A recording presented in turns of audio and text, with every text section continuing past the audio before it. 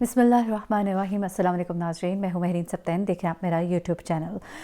ناظرین، دو خبریں آپ کے لیے لے کر آئی ہوں۔ ایک خبر جو ہے وہ لاہور DHA سے ہے، فیز 8 سے، خیابان خیبر سے۔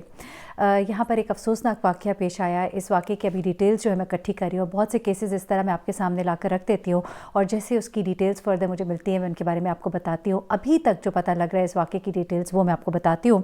بیسیکلی اس گھر سے ایک سائرہ ارم نامی خاتون ہے، ان کی لاش ملی ہے۔ 30 سالہ یہ خاتون ہے جس کی لاش گھر سے ملی ہے، اور یہ کہا جا رہا ہے کہ اس خاتون نے خودکشی کی ہے۔ ابھی تک مبینہ طور پر خودکشی ہے۔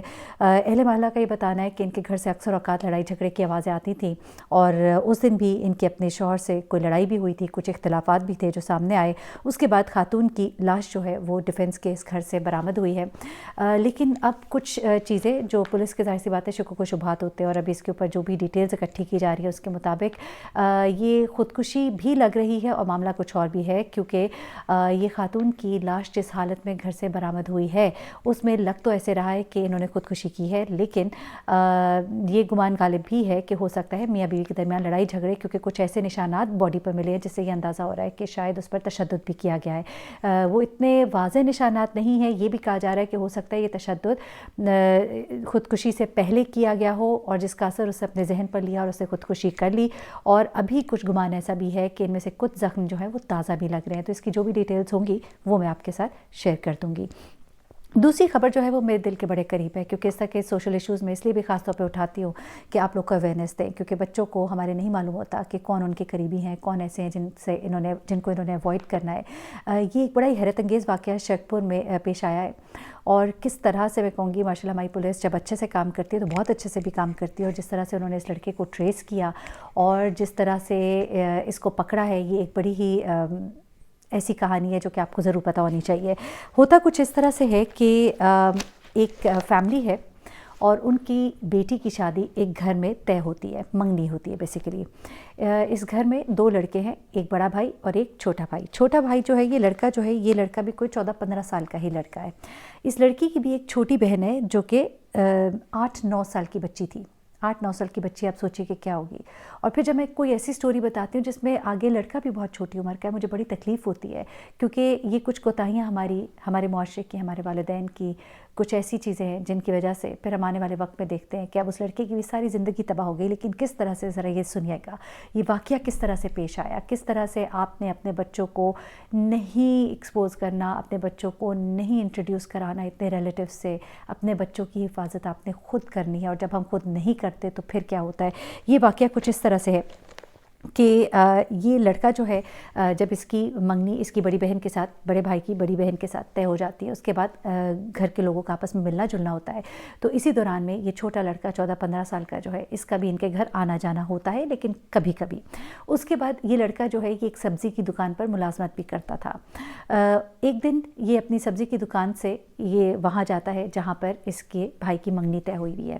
وہاں پر یہ بچی جو ہے گھر کے باہر گھوم رہی ہوتی ہے، یہ اس کو لالچ دیتا ہے کچھ کھلانے پلانے کا۔ یہ بچی چونکہ اس کو جانتی ہے، اس کے ساتھ چل پڑتی ہے۔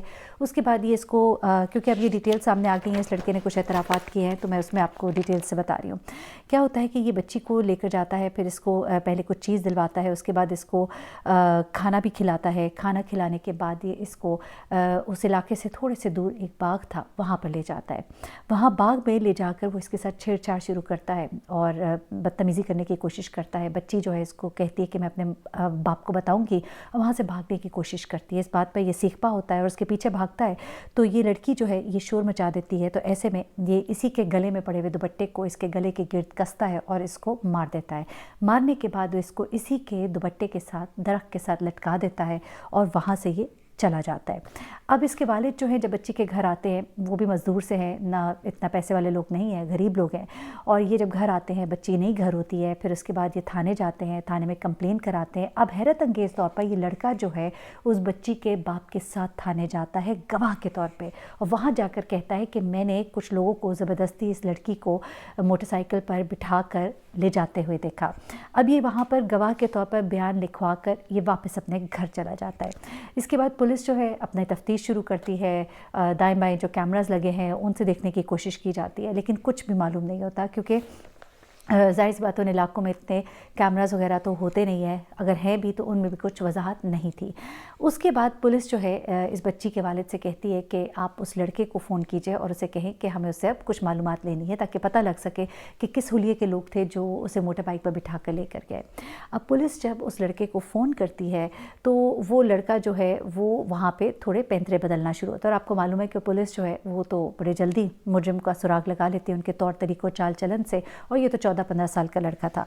अब क्या हुआ कि जिस वक्त वालिद ने उसको फ़ोन किया, गुलाम नबी इस लड़के का नाम है, कॉल किया, तो यहाँ पर ये लड़का जो है ये उससे तो पहले तो माज़रत कर लेता है, कॉल नहीं उठाता, कॉल उठा के माज़रत कर लेता है, दोबारा कॉल करते हैं तो फ़ोन नहीं उठाता, फिर वो कॉल करता है बाप तो कोई और फ़ोन उठाता है और उसके ज़रिए वो कहलवाता है कि मैं तो बुरा फंस गया हूँ, अब मुझे बार बार पुलिस बुलाएगी, मुझसे तफ्तीश करेगी। ज़ाहिर सी बात है वो घबराया हुआ था। यहाँ से पुलिस जो है चौकन्नी हो जाती है और उसके बाद पुलिस जो है अपने तफ्तीश का दायरा कार बढ़ा देती है और इस लड़के की तरफ तफ्तीश का रुख बदल देती है। अब क्या होता है, क्योंकि कोई प्रूफ नहीं था, जब ये इस लड़की के वालिद को कहते हैं, ज़ाहिर सी बात है, हाँ ये भी मैं आपको बताना भूल गई कि इस लड़की की लाश जब बाग से लटकती हुई मिलती है तो वालिद को वहाँ ले जाया जाता है, वो बच्ची को पहचानते हैं और फिर जो भी एक तकलीफ़ का माहौल होता है। अच्छा, अब जो वालिद को कहा जाता है कि आप इस लड़के को बुलवाइए, तो वालिद भी थोड़ा सा रेजिस्ट करते हैं, क्योंकि ज़ाहिर सी बात है दूसरी बेटी की शादी इस घर में होने जा रही है, उनको भी एक डर खौफ होता है, पुलिस को भी ये खौफ था। ज़ाहिर सी बात है पुलिस को एक जब मुद्दई सुस्त हो जाए तो फिर पुलिस क्या कर सकती है। तो ऐसे में फिर ये क्या करती है पुलिस कि उस लड़के का CDR रिकॉर्ड जो है उसको चेक किया जाता है। कॉल डाटा रिकॉर्ड जो होता है ये बड़ी इंपॉर्टेंट चीज़ होती है। कॉल डाटा रिकॉर्ड के अंदर बहुत सी ऐसी चीज़ें आ जाती हैं जो आमतौर पर हमें उनका इल्म नहीं होता। हम जहाँ जगह हैं, हमारा फ़ोन हमारे साथ था, किन किन जगहों पर किस किस वक्त ऑन था, तो उसकी जब डिटेल्स निकाली जाती हैं तो बड़ी हैरत अंगेज़ मालूमात मिलती हैं। और इस कॉल डाटा रिकॉर्ड से जो बातें पता लगती हैं उनके मुताबिक 11:27 पर तो ये लड़का अपनी दुकान पर था, 11:40 पर ये बाग जाता है, फिर उसके बाद एक और टाइम इसके बाद का है कोई 3 सवा 3 का, जब वो बाग में होता है दोबारा से, फिर उसके बाद 7:30 बजे वो फिर बाग में होता है। उसका ये बाग में और उस बाग में बार बार जाना जहाँ पर उस लड़की की लाश जो है लटकाई गई है, ये इसको मशकूक बना देता है, क्योंकि इसके बकौल तो इसको पता ही नहीं था कि लड़की इस बाग में उसको कौन लेकर गया। उसने तो सिर्फ उन लोगों को देखा था जो इस लड़की को अगवा कर रहे थे। फिर जब ये लड़का पकड़ा जाता है, ये डर के मारे फिर सारी बातें बता देता है और वो कहता है कि मुझसे ये गलती हो गई और पता नहीं मुझसे ये सब कुछ कैसे हो गया। फिर उससे ये सवाल किया जाता है कि तुमने ये क्यों कहा कि मोटरसाइकिल वाले जो है वो लड़की को उठा के ले गए। तो यहाँ पे वो बड़ी अजीब सी बात करता है कि मुझे तो लड़की के वालिद ने कहा था। अब ये लड़का जो है ये पकड़ा गया है, इसने इकरार भी कर लिया है, ज़ाहिर सी बात है, और अब इसको सज़ा तो मिलेगी मिलेगी, लेकिन वालिदैन के लिए ये लम्हा फ़िक्रिया है।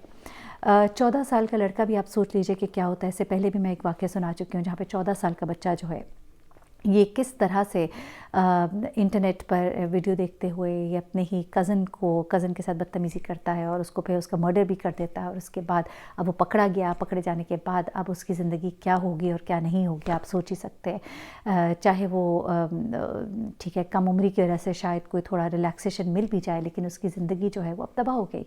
और इसके कसूरवार मैं समझती हूँ कि वो लड़का तो चलो जो खुद है सो है, लेकिन वालिदैन की बहुत बड़ी ज़िम्मेदारी है। खुदा के लिए ये गैजेट, ये मोबाइल नुमा चीज़ जो हमारे बच्चों के हाथ में दे दी गई है, हमारे बच्चों की तरबियत पे थोड़ा गौर कीजिए। हमारे बच्चों को अल्लाह और रसूल बताइए और उसके बाद ये गैजेट दीजिए, उनको उनकी हदूदों को यूद बताइए। और मैं एक बात हमेशा करती हूँ, मैं दोबारा रिपीट करूँगी कि मोमिन तो वो है जिसकी मिसाल यूँ दी गई है कि जब वो किसी बुरी चीज़ के पास से गुजरता है तो ऐसे गुजरता है कि जैसे वो वहाँ मौजूद ही नहीं था, वो अपनी आँखें निगाहें फेर लेता है। तो उनको ऐसा बना दीजिए कि ये गैजेट तो उनके हाथ में हो, लेकिन वो जब कोई ऐसी गलत चीज़ देखें तो उसको यूँ गुजार दें कि जैसे वो वहाँ मौजूद ही नहीं, क्योंकि वो उस वक्त अपने अल्लाह से छुप नहीं सकते। उनका रब सब देख रहा है जो कर रहा है। मुझे महरीन सप्तैन को इजाज़त दीजिएगा। अपनी दुआओं में मुझे याद रखिएगा, अपना बहुत ख्याल रखिएगा। अल्लाह हाफ़िज़।